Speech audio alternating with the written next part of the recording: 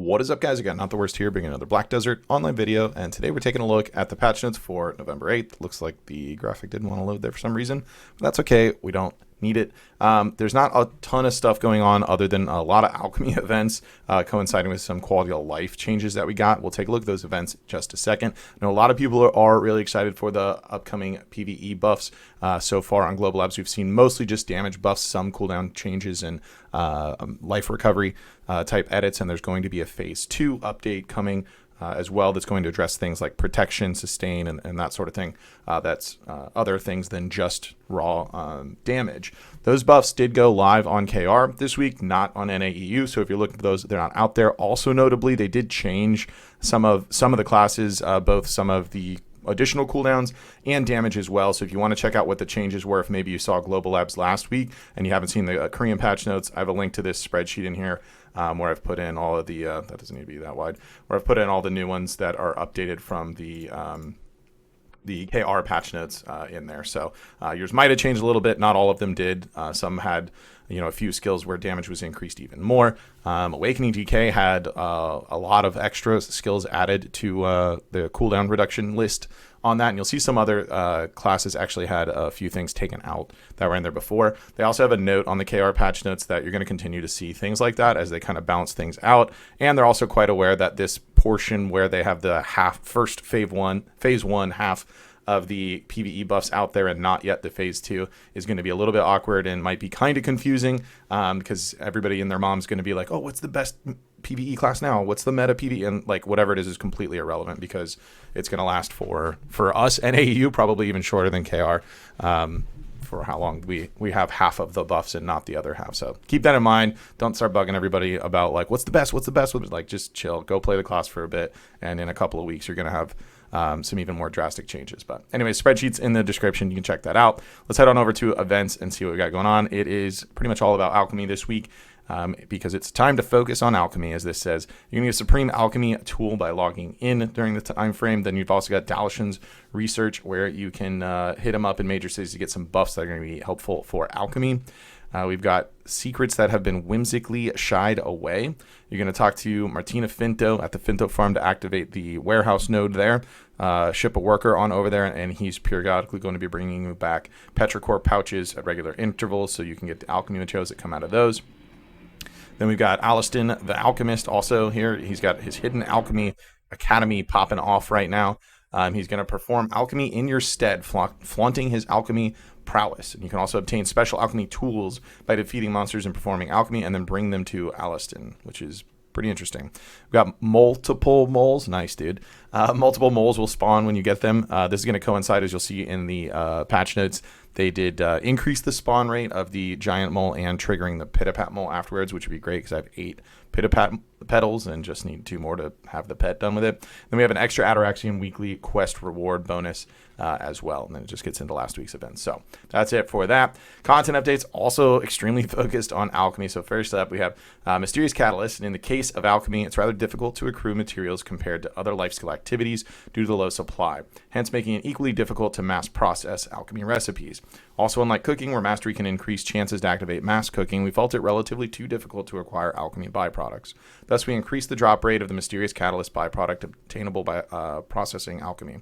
We hope our alchemist adventurers enjoy the increased supply, yada, yada, yada. Excavation node junk loot to metals. They've removed junk loot existing in now, and there they're going to obtain different items, and you see here gold ores, platinum ores, rough opals, mithrils, that sort of thing, because the trash loot was pretty much completely irrelevant.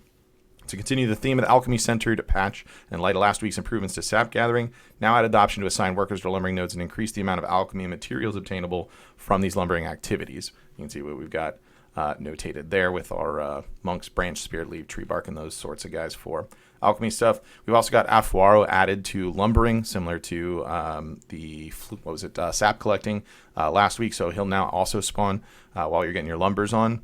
Farming for moles, as I mentioned in the event section, we do have an increased spawn for the giant moles and then the pitapat mole as well. Then spawning 2 more petals, and I'm in there, so let's get it going. The giant mole was increased by 2 times, and pitapat mole now has a 2.5 times increased spawn after giant mole appearing. So That sounds pretty helpful.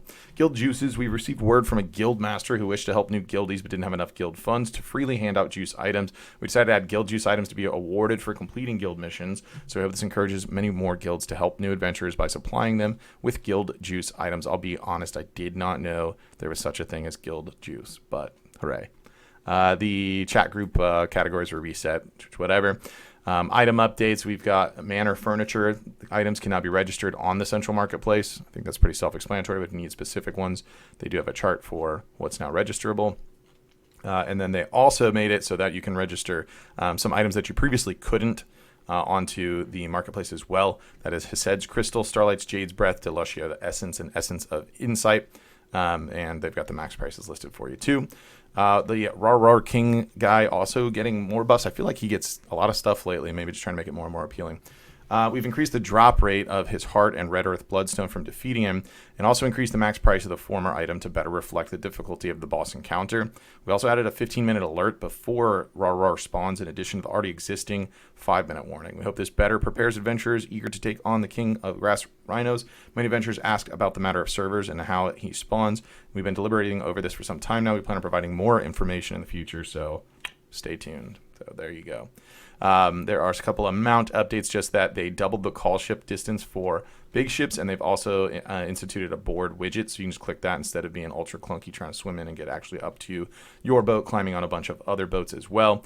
A little barter quest adjustment. Barter related quests divided between Velia and Ilia Island have been consolidated to Ilia Island. That's to help novice sea captains out, get their barter activities more stably. Then we have some issue fixes, UI updates, and that sort of thing.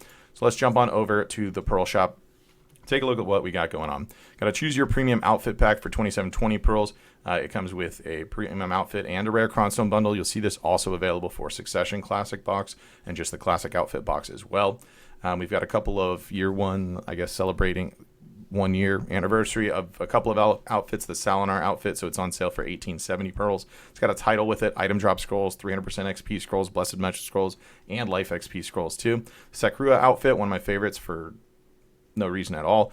1870 pearls, and it's got all of the same goodies that the last one had. And the Coco Nutty pirate set, also a great one, I think. Same idea there. You get discounted rate on it and all of those scrolls included. We've got some bundle packs going on here. 3910 pearls is going to get you 3 rare Cronstone bundles, 3 mystical Cronstone bundles, and 3 artisan memory bundles, and then just 300 flat Cronstones. We've got a Quadra Maid pack. It's 3120 pearls, and you'll get Quadra 4 maids to go with that. We've got Experience the Kamasil, 150 pearls to get a 3-day Blessing of Kamasil, and then Life XP scrolls. And then the Old Moon, same deal with that, 150 pearls, 3-day, and then 3 Life XP scrolls. Valk's Memory for this week, 2205 pearls for the lower set, 120 Artisan Memories that comes with that, 15 Valk's Cry, 250 stacks, and a custom enhancement box level 2. Then the Valk's Memory level 2 package, 4610 pearls, 250 Artisans, 30 Valk's Cry, 260 stacks, 250 stacks, and an ultimate custom enhancement pack. We've got an Alchemy support box for 500 loyalties.